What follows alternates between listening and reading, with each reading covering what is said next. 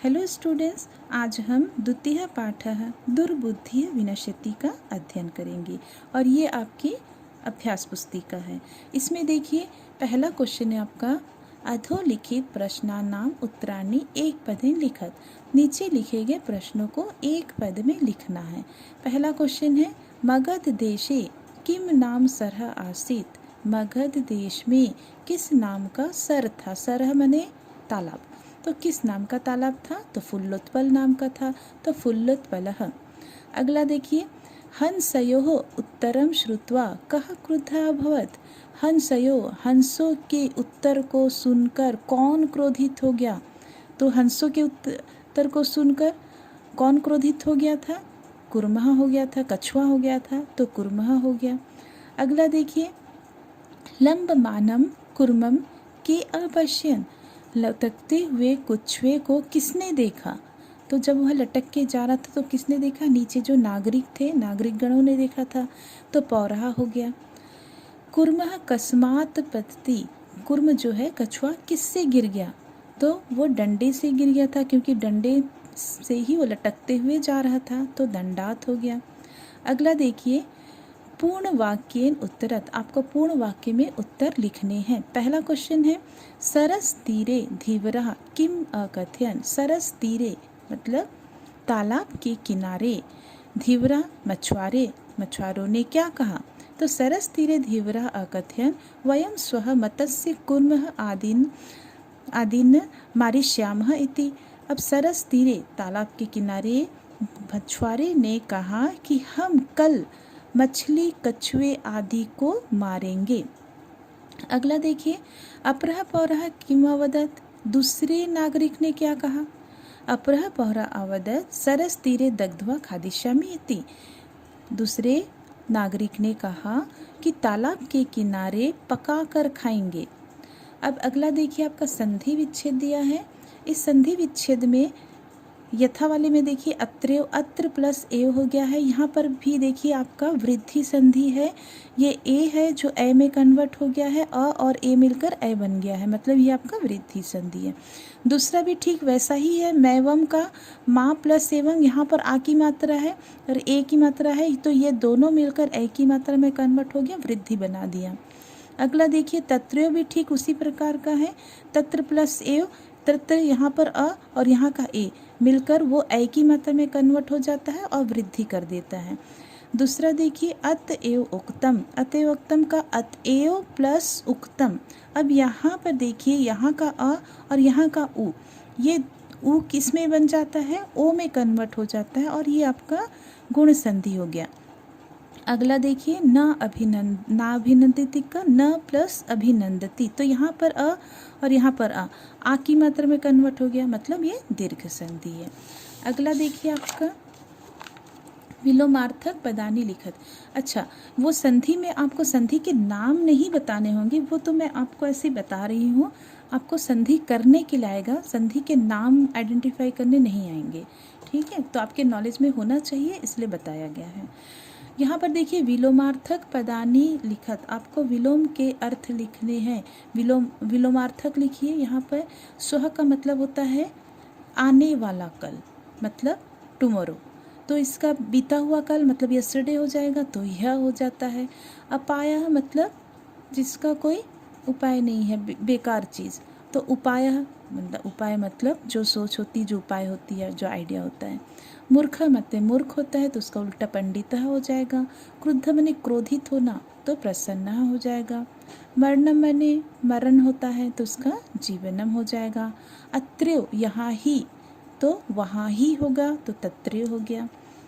अगला देखिए पाठात लिट लकार से पंच पदानी चित्वा लिखत। पाठ से लिट लकार के 5 पद चुन के लिखने हैं। लिट लकार मतलब आपका कौन सा आता है, इष्यति, इष्यत, इष्यन्ति, इष्यसि, इष्यथ, इष्यत, इष्यामि, इष्यावः, इष्यामा। तो जो भी आपके बुक में जो भी आप लेसन पढ़ रहे हैं, उस लेसन में जितने भी आपके लिट लकार वाले हैं उन शब्दों को यहाँ पर लिखना है। जैसे यहाँ पर खादिष्यामी लिखा है, वदिष्यामी है, इन सारे का प्रयोग हुआ है वहाँ पर। भक्षिष्यामी है, गमिष्यामी है, दास्यामी है, ठीक है। अगला देखिए आपका रिक्त स्थानानि पूर्यत मतलब यहाँ पर लिट लकार वाले हैं। यहाँ पर लिट लकार के पूरे दे दिए हैं और बीच बीच में से ब्लैंक कर दिया है। आपको फॉर्मूला पूरा याद होना है तभी आप इसको फिल कर सकेंगे। जैसे यहाँ पर इष्यामि दिया है तो इष्यावह वाला होगा, इष्यामः हो जाएगा। पठ धातु है इसलिए पठिष्यावह हो गया, पठिष्यामः हो गया। उसी प्रकार यहाँ पर देखिए इष्यथ दिया है तो इष्यसि इष्यथ, यहाँ पर ब्लैंक नहीं दिया है, और ब्लैंक यदि दे भी दिया तो आप लोग क्या लिखोगे, यहाँ पर इष्यसि इष्यथ इष्यत कर दोगे, गमिष्यत कर दोगे। यहाँ पर देखिए करिष्यति क्री धातु के साथ दिया है तो ती दिया, इष्यति दिया है तो इष्यति इष्यतः इष्यन्ति, और फिर जब इसमें क्री के साथ प्रयोग होगा तो करिष्यति करिष्यतः करिष्यन्ति। अगला देखिए इष्यतः दिया है तो यहाँ पर कथ धातु के साथ, कथ मतलब कहना, तो कथिष्यति कथिष्यतः कथिष्यन्ति हो जाएगा। उसी प्रकार क्रीडिष्यामः दिया है, उत्तम पुरुष का बहुवचन दिया है तो यहाँ पर उत्तम पुरुष के एक वचन में क्या होता है, इष्यामि इष्यामि, यहाँ पर ये छोटी की मात्रा है, ठीक है। इष्यामि इष्यावः इष्यामः, ठीक है। तो इष्यामि यहाँ पर क्रीड का मतलब होता है खेलना, तो क्रीडिष्यामि क्रीडिष्यावः क्रीडिष्यामः हो गया है। अगला देखिए आपका यहाँ पर दिया है ये स्मर्तव्यम दिया है, मतलब यहाँ पर देखिए मछली को क्या क्या कहा जाता है, मत्स्यः भी कहा जाता है, मीनः भी कहा जाता है। कछुए को कुर्मः भी कहा जाता है, कच्छपः भी कहा जाता है। मछुआरे को धीवरः भी कहा जाता है और मत्स्य पालकः भी कहा जाता है। यहाँ पर कत्वा और लैप प्रत्यय के बारे में बताया है। मैंने इसके पहले भी आपको कत्वा और लैप और तुमुन प्रत्यय के एक वीडियो बनाई है, इसके पहले भी समझाया है। यहाँ फिर से एक बार रफली आपको समझा दे रही हूँ। कत्वा और लैप दोनों का मीनिंग एक के लिए होता है, कर के सेंस में होता है, कर या कर के। तो दोनों में अंतर क्या है, अंतर यही है कि कत्वा जो है वो सिर्फ धातु के साथ लगते हैं जहाँ पर सिर्फ धातु होंगी, और लैप उसी धातु के साथ लगेंगे जिसके साथ उपसर्ग हो। तो यहाँ पर हम लैप नहीं लगा सकते, हम लैप कहाँ लगाएंगे, जहाँ पर उपसर्ग है, और हम लैप को यहाँ नहीं लगा सकते और कत्वा को हम यहाँ नहीं लगा सकते, ठीक है। बस दोनों में अंतर इतना याद रखना कि जो कत्वा होता है धातु के साथ जुड़ता है और लैप होता है सिर्फ उसी धातु के साथ जुड़ते हैं जिस धातु के साथ उपसर्ग होता है, और सेंस वही कर के सेंस में ही होता है। जैसे गम के साथ कत्वा हो गया, गत्वा हो गया, तो गम मने जाना तो जाकर हो गया, पठ मने पढ़ना तो पढ़कर हो गया। उसी प्रकार यहाँ पर गम मने जाना लेकिन आ सब जुड़ गया तो आगम हो गया मने आना, तो आकर हो जाएगा। फिर संपठ मने पढ़कर हो जाएगा। उसी प्रकार आगे यहाँ पर प्रयोग दिया है, धातु भी सह प्रत्यय संयोज्य पदानि रच्यत, धातु के साथ प्रत्यय को संयोज्य करके पदानि की पदों की रचना करनी है। तो पठ के साथ कत्वा हो गया, पठित्वा हो गया, तो पठित्वा मतलब पढ़कर। हस के साथ कत्वा हुआ, हसित्वा हो गया। लिख के साथ कत्वा हो गया, लिखित्वा हो गया। दृश्य के साथ कत्वा हो गया, दृष्टवा हो गया। भू के साथ कत्वा हुआ तो भूतवा हो गया, है ना। भूतवा मने होकर होता है, दृष्टवा मने देख कर, लिख मने लिखित्वा मने लिख कर। हस मने हंसना तो हंसकर हो गया, पठ मने पढ़ना तो पढ़कर हो गया। उसी प्रकार पच मने पकाना, कत्वा लग गया, पकत्वा मने पकाकर। क्री मने करना होता है तो कत्वा लग गया तो करके की सेंस में हो गया। उसी प्रकार दा मने देना होता है और कर के सेंस में होता है तो देकर हो गया। उसी प्रकार श्रु मने सुनना होता है तो कर के सेंस में लग गया तो सुनकर हो गया। फिर अगला देखिए आपका यहाँ पर नी के साथ कत्वा लगे, नी मने ले जाना तो नित्वा हो जाएगा। उसी प्रकार यहाँ वहाँ तक तो कत्वा का प्रत्यय हुआ, यहाँ से आपके लैप प्रत्यय हैं। तो यहाँ देखिए सबके साथ उपसर्ग जुड़ा हुआ है। लंब के साथ आओ हो गया है और लैप हो गया तो अवलंबय लटक कर हो जाएगा। उसी प्रकार लोक के साथ आओ हो गया है, अवलोक के साथ यप लैप लग गया तो अवलोक के हो गया, देख कर हो जाएगा। स्मृ के साथ वी लग गया है तो उसमें लैप लग गया, विस्मृत्य मैंने भूल कर। उसी प्रकार दा के साथ आ लग गया उपसर्ग तो लैप लग गया, आदाय मने लेकर हो गया। अब देखिए संस्कृत में अनुवाद करने हैं। यहाँ पर 2 बालिकाएं विद्यालय जाएंगी, तो यहाँ पर हम सबसे पहले अलग कर लेते हैं तो 2, जिससे कि हमको ट्रांसलेट करने में आसानी हो जाए।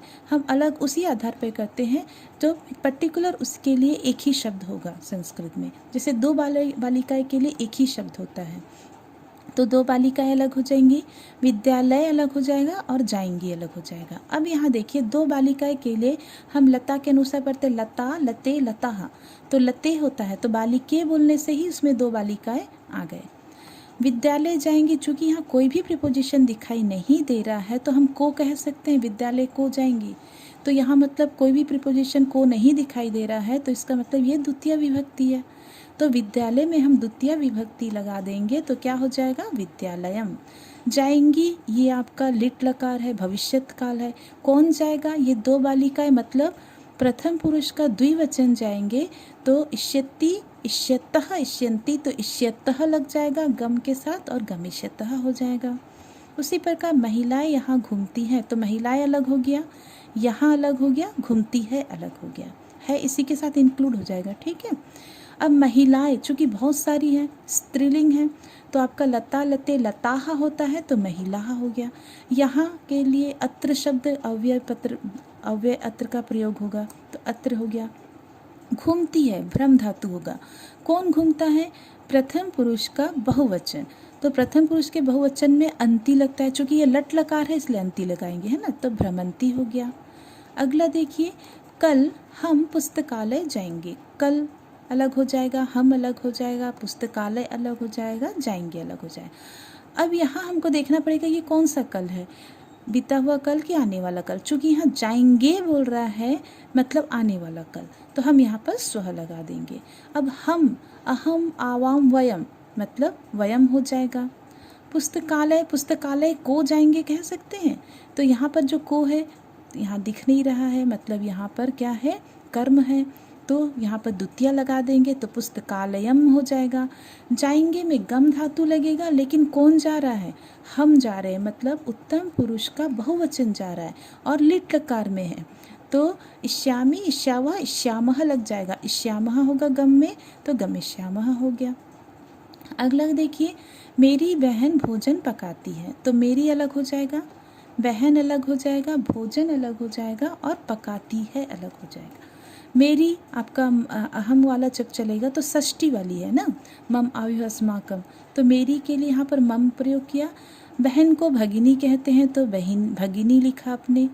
भोजन को पकाती है कह सकते हैं, यहाँ पर भी को जो नहीं दिख रहा है, मतलब यहाँ पर द्वितीय विभक्ति है, भोजनम हो गया।